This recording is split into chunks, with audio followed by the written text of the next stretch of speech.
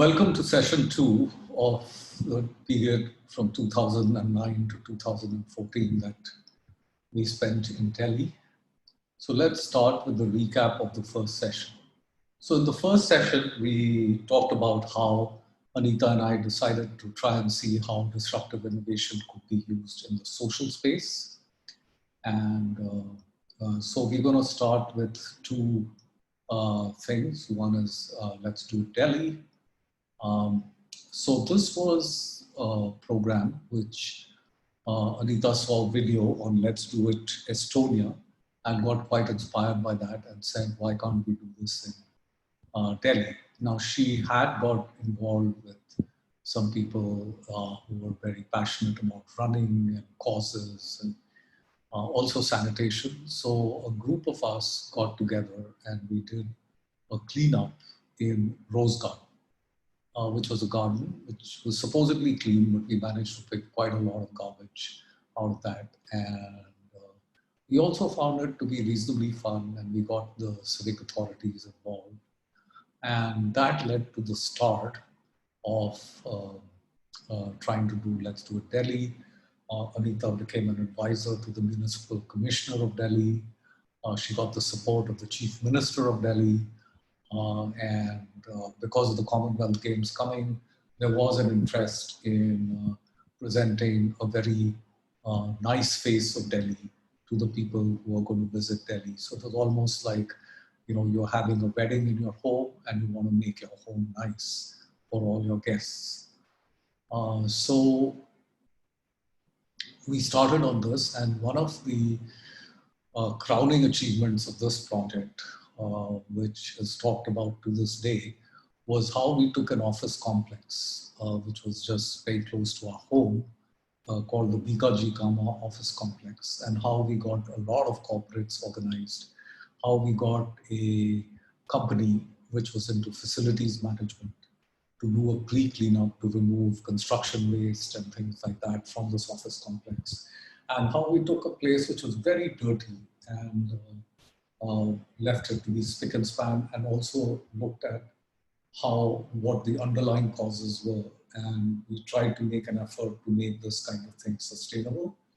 And like good management people, we documented all this in a report because the idea was that if we could make one office complex sustainably clean, then this could be done in all the office complexes in Delhi and then maybe across India. So that was the thing. Now with this Let's Do It Delhi, it was very interesting that Anita chose a structure which I initially opposed, but it turned out to be very good, where this was just a movement.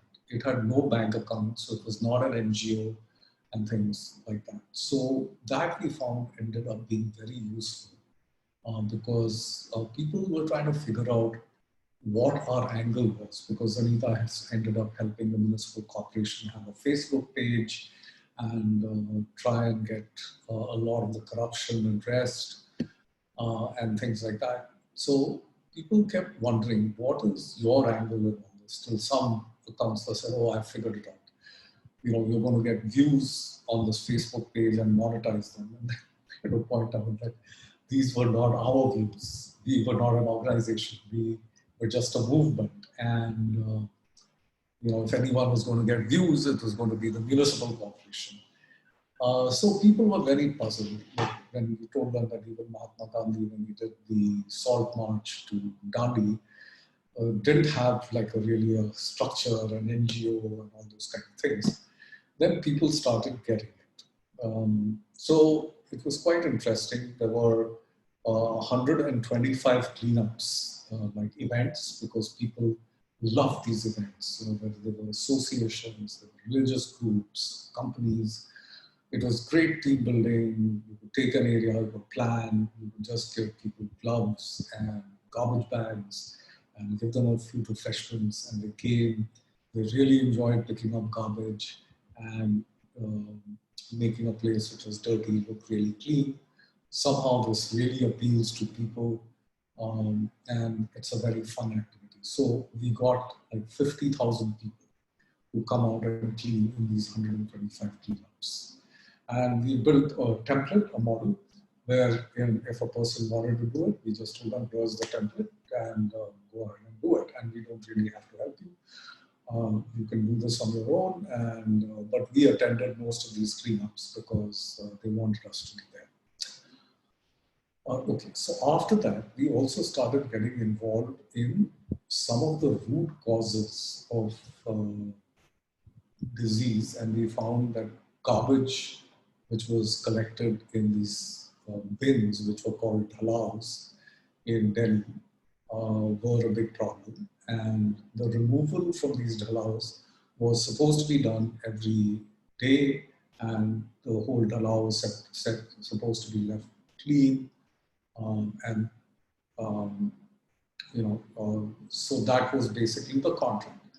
However, because like in a lot of government contracts, the contract is awarded to the person who bids the lowest. So that's called L1.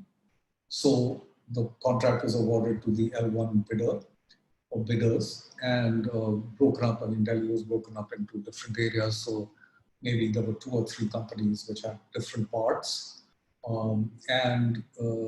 But these people would have less number of trucks, less people than they required because they're bid low. And the unwritten rule was that the people from the municipal corporation would get a cut, and they would turn a blind eye towards this garbage accumulating and festering and not being picked up for a couple of days. So by picking up the garbage only on a couple of days, they made sure that the trucks were full, and they were paid by the amount of garbage they took to the landfill. And so they were supposed to be fines for not picking up the garbage every day, but these were not enforced. So we built a very nice system, which started with one ward and improved the garbage pickup to daily. The system was very simple. It was called self-reporting. So we asked the people that if you picked up the garbage from this place and you did it all okay, then you report green. If you did it partially because of some problem, then you report yellow. If you didn't do it at all, you report red. So we started with a score of 2 on 10, but soon it became 10 on 10. So then we built a little bit of software using SMS to do the self-reporting and automate it. And we, with the help of a team in IIT Delhi who worked on a pro bono basis for us. That was a team called Grambani, which was into kind of radio broadcasting, community radio type of thing. But they got quite interested and they helped us for free. And then this was extended to 18 wards. So 18 wards also worked quite well. But we soon realized that these wards were working well at the expense of other wards because they were diverting resources into these wards. So when we moved to try and extend this to all of Delhi, we faced tremendous amount of resistance and it never got done. And then we realized how deeply entrenched corruption was at various levels of the municipal corporation. So for instance, Anita, because she was an advisor to the municipal commissioner, got calls from junior engineers saying, please get my transfer done from me from, say, the East Zone to the South Zone, because the South Zone was very affluent and so the opportunities for corruption in the South Zone were much higher than the East Zone. And later on, we found out that the going rate for a transfer was about 25 lakhs, which would be about 40,000 US dollars or so. So the key was that why was a junior engineer willing to pay $40,000 to get transferred to this zone? Because for every single construction activity, like somebody was building a house, there was a fixed rate that they had to pay so much of a price to let their trucks come in, to let the material come in, and for their project not to be blocked. Maybe they were doing something slightly illegal for people to look the other way. And if they didn't, then their project wouldn't move. And lots of people were sort of building additional floors because the floor area ratio. So the amount of corruption money paid was quite substantial. Then we also found out that there was almost like a fixed fee for a particular area, which was determined by the sort of economic activity in that area. And the beat constable would go and collect what was called a weekly hafta. So it was like the mafia, so the shops and other people paid this beat constable the money, and this was shared between the police, the municipality, and the politician. And if someone in that chain was honest, then all that happened was that that person didn't get the cut. But the rest of the people shared the spoils. So this whole project that Anita did and I did, this made us understand the realities of India much better than a lot of people who have spent a lot of time in India. So when we moved from the US, we were often told that, hey, what do you know? You're coming from America. What do you know about the ground realities of India? And now we can truly say that we know more about the ground realities of India than almost anyone who's been there, just because we've had the time. And this is, of course, urban India, not rural India. So in urban India, for instance, there's a place in Delhi called Madanpur Khadar, which is so bad that if you go there and visit it, you will not be able to stand there because of the stench. But the people who live there, they got used to it. The recycling system there is just that there are pigs who used to eat the garbage, and garbage and the sanitation is really, really terrible. Now this, of course, we are talking about 2010, 11 maybe. What the situation is 9 years later in Madanpur Khadar, we do not really know, but we're pretty sure that if we do visit Madanpur Khadar now, in 2020, nothing much would have changed. And that somehow is the tragedy of India.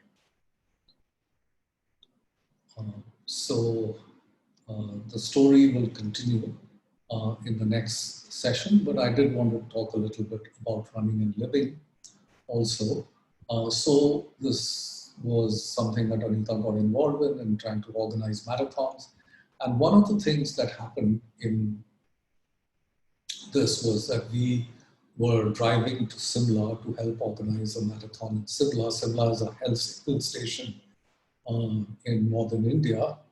And while we were driving there, our driver somehow or the other lost concentration and went into the path of an oncoming vehicle, and we had a head-on collision.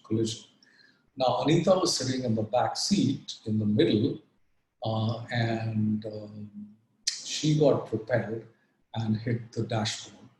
Now, this is a standard thing called a dashboard injury and can be quite bad. But she fortunately raised her wrist, and so she ended up shattering a part of the bone, the ulna, but fortunately did not hit her head on the dashboard. Now, one of the lessons from this is that even if you're in the back seat, you must wear your seatbelt. Because if she had been wearing a seatbelt, she wouldn't have had this injury. Now, once she got injured, we were able to go to the primary health center, which was in a small place, we were about 15 kilometers from Shimla, and where the accident occurred. And they took a look and they said, well, we don't have anything here, but we can give you like a painkiller. And then they called for an ambulance. Now, in the ambulance, we went to the hospital in Shimla, and the thing was that in Shimla, first of all, the ambulance ride, the straps were broken. and Anita was lying on the gurney and moving from side to side. I was trying to keep her, because now we are on these winding hill roads. So he told the person the straps are broken. He says, just hold on to it. And Anita's hand is like, oh, her wrist, the ulna is shattered. So how can she hold on to it? So somehow or the other, we reached the hospital. And then once we reached the hospital, it's like a zoo because there's only a municipal hospital there. And again, I make a few phone calls. This is the benefit of being connected in India, and soon, everyone knows that we are somebody important, and we have everyone trying to visit us and help us and all that kind of stuff. But Anita was appalled at like the emergency room, and she could see that while she was in a lot of pain, there were some people who looked to be in greater need. So she got them to attend to those people first, and then look at her. And then once they took a look, they took an X-ray and they said, "Well, there's nothing we can do here in Simla because this is too bad. We're going to need surgery, and we will have to go to Delhi." So then I started getting involved in trying to arrange on how do we go to Delhi, and then we take a car and get to the station to take a train to Delhi. So we leave at 2 in the morning, and Anita was in terrible pain, but somehow we get it. She's like really strong. We reach through the train, we finally reach the hospital where things have been already arranged, and finally her thing gets taken care of. A plate gets inserted and things like that. So the reason I think the story is interesting, that it just shows that how much improvement is needed in systems in India, and how if you do not have connections, you can be in deep trouble in a place like India.